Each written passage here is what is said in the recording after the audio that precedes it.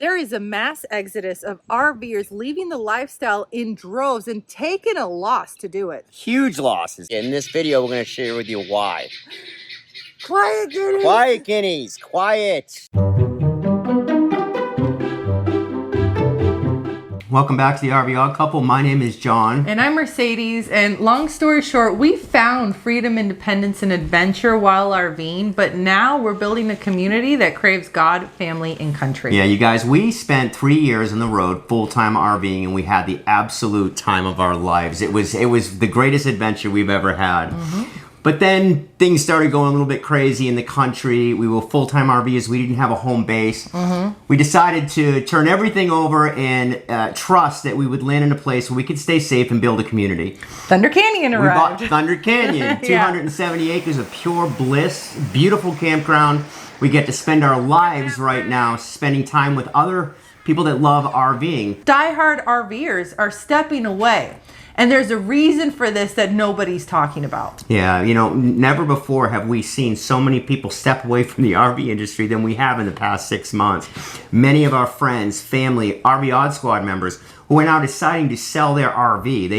They're too old. You know, people don't realize how much work it takes to RV full time. Guys, we got over 200 videos over 3 years of sharing our complete experience. We've helped thousands of people learn how to RV. But some of those people came in and didn't like it, or some of those people came in and bought an RV that just broke all the time, and they didn't properly plan, they didn't properly budget, they weren't ready for the RV lifestyle. And of course they're not ready if you're not paying attention to the good, the bad, and the ugly. I think RVing is fantastic for a phase of your life. But the reality is a lot of people get suckered into buying a $10,000, $20,000, $50,000, $100,000 RV, and they only use it twice a year. And if you do the math, that's horrible. The reality is there's a lot other easier ways to travel where you have housekeeping included and where you don't have to drive.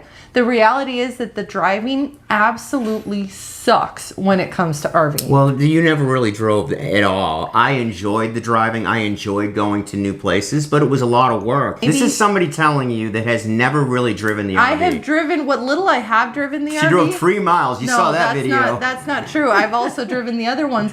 What little I have driven the RV is really stressful. And you don't like driving. I found that I was like this, and the shoulders and the neck, you know, it's really stressful. And if you're going to sit here and say that you've never had days where after a long time... Oh, no, I've never said that. I mean, every day's a little bit different. I've had days where we drove too long, 7, 8 hours. Our worst was 17 hours one day. That was stressful. But you are a good driver and you have had experience driving really long vehicles. If you... when we were like 80 feet long with the fifth wheel and the truck, we were ginormous. 65.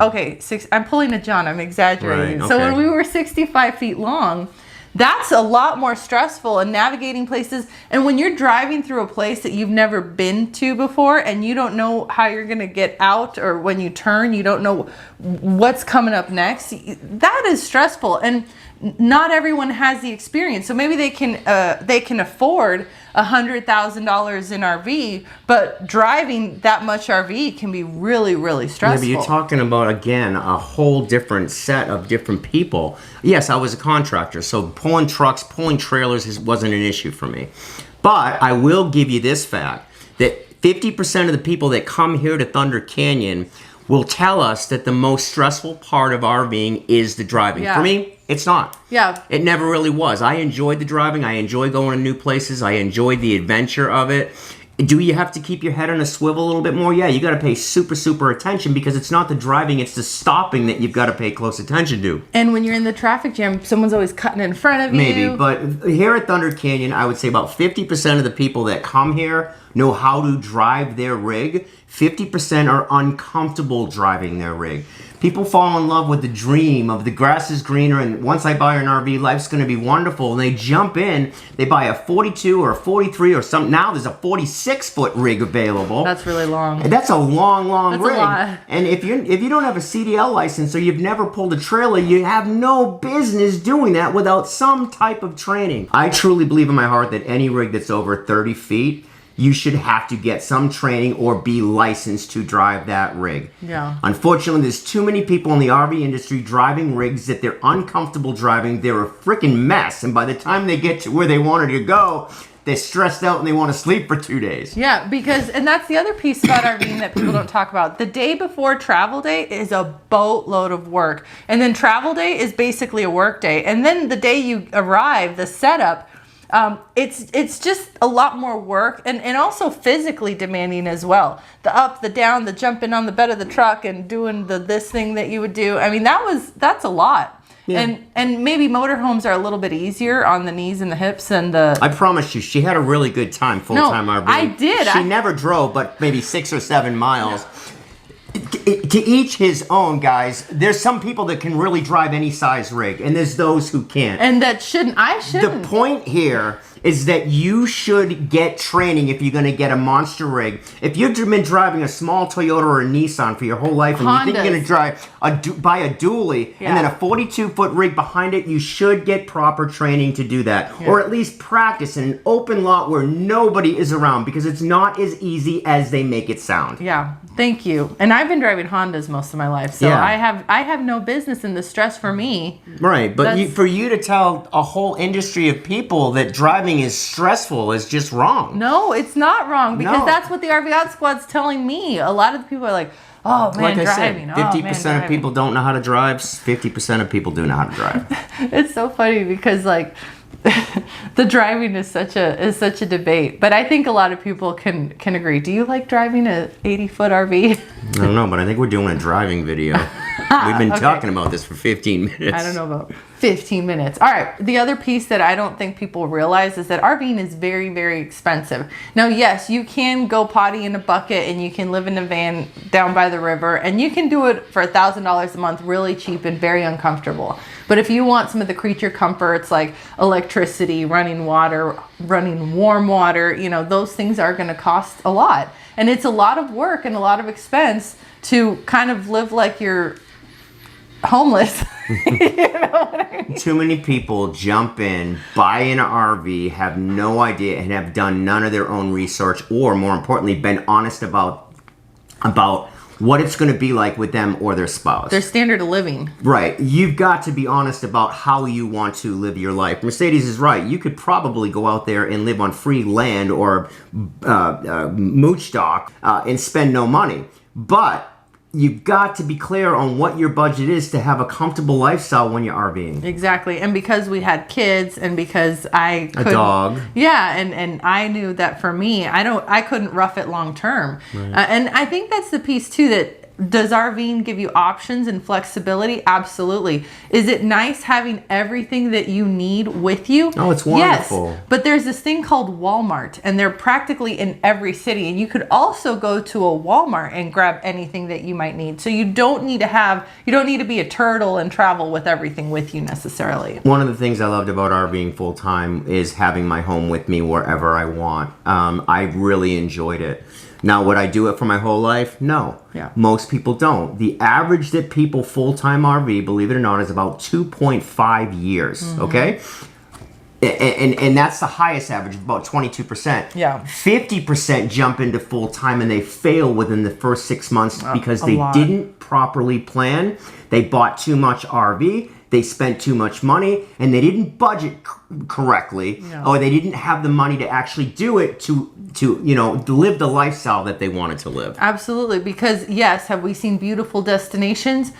Yeah, I mean, would I trade it for the world? This country is absolutely beautiful. Absolutely not. But the amount of time that we spent in a beautiful place having that moment versus the work and the amount of time that went into having that moment, it is disproportionate. And you could traverse a lot more land a lot faster by air. We have a good friend that quit RVing to do cruises. That's awesome. The food's included. You're not dealing with your poop pipes. I mean, but you're saying that, but after COVID hit, there was a huge spike because people didn't want to go cruises. People didn't want to fly in a plane. I agree. So we watched the greatest boom in the RV lifestyle in the industry of all time in America. Yep. And people didn't want to go with other people. And it exploded. But people didn't do the proper research and arm themselves with the facts about what the life is really like to make a good decision for themselves and their family. Well, absolutely. And if you think about it, if you're going to RV, you need to be in that RV a lot to really justify the cost of it.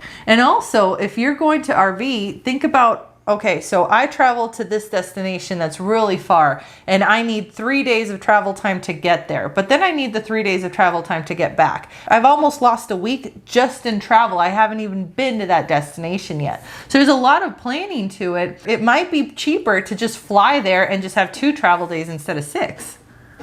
What? You're just so negative about No, it. You would I'm think not that trying you to- hate the RV lifestyle. I really thought you had a good time I had when a we were out blast. there. I had a blast because I had you. Okay, yeah, I was doing all the driving. I was And you comfortable with handled all the the poop driving. We pipes? had the budget. The Yes. reason we loved it, guys, is we properly planned. The reason I loved it was because I had him. Doing all the work. I did all the work. You did the poop At pipes. you did 57 years old, I can still do everything that needs to be done to move a large rig around. We loved it so much, we just bought a small 25-foot Class C. Yeah. We enjoy it. That I might be able to manage. Something that a lot of people don't know. Usually it takes 3 RVs before you get the one that you want, and you never get exactly what you want. It's always give and take. When the RV is smaller, you kind of have to move around more and go outside more. When the RV is bigger, you can spend more time inside. During the pandemic, you guys, the industry exploded. Yeah. People didn't want to get on cruise ships. People didn't want to get on airplanes. People really got interested in the idea of buying an RV for them and their family and being able to make trips. It is wonderful. It's amazing. Yeah. But unfortunately, Yeah. the RV industry jacked prices up through the roof because there was record sales going on in 2019, 2020, 2021. Explosive prices. People were jumping in, doing 30-year loans on a depreciable asset that is just not a good idea. Yep. And then that same RV that they spent $100,000, $200,000, $300,000 on sits next to their house, Collecting dust. Yeah, just collecting dust, and they don't get out in it ever. Yeah, no, You know- and then the gear that you have to buy. You would think that just buying the RV, you're set. No, there's a lot of gear you have to do the lifestyle safely. Yeah. The reality is that RVing is being shown out there like this is something you should do for the rest of your life and just ride into the sunset when you die, and that's not reality at all. Work on the beach, Yeah. with the digital nomads that are out there now, and that is possible, and that does happen. We have a nomad staying here at Thunder Canyon Camp Gratitude right now. Yeah. A few people that travel the country, they've got good internet, they do their job, 6 to 8 hours a day. But can I go back to what I was starting to say? Yeah. The industry exploded and RV prices exploded. What happened? Quality control went off of a cliff. Yeah. We had a lockdown in our country and the supply chain was completely interrupted. Yeah. They were throwing these things together like you wouldn't believe. We just had a friend who purchased a $300,000 brand spanking Beautiful, new, sparkly. beautiful Dynamax, and for the first month they had it, it's been in the shop 3 times, and it's not too easy. They've got to drive 6 hours, get it fixed, and then drive back. You better have money in your budget to repair your RV, or at least possibly buy additional equipment so that you can replace the pieces that break as you go along, because it's very difficult to get. Yeah, no, the parts are not handy. The supply chain is still kind of recuperating. If you have a warranty and you're doing service work under a warranty, Warranties are a joke. well, and that job kind of gets to the gets pushed to the back burner. It's the stuff that you'll pay cash for that they're going to prioritize. Yeah, we paid $5,000 for a warranty, but we couldn't use the warranty because we would turn it into Camping World, and Camping World would take our RV for a week. We go back and nothing was done. This happened 3 times when we first bought our RV. Yeah, it's hard. I know that I have sounded very, very negative, and John hates it. No, you would think that she had a horrible time in the last 3 years that we were RVing, but I think what Mercedes is trying to say is just do your homework, guys. And I'm just trying to like tell it like it is, because not everyone It's is like I kidnapped her for 3 years and dragged her kicking and screaming full-timing around, which people just would die to have our lives, but you didn't like it. That's not true. I had a blast, but if I didn't have you with the driving, look, there's easier ways to travel that involve housekeeping and don't involve poop tanks, okay? So that's what I'm saying.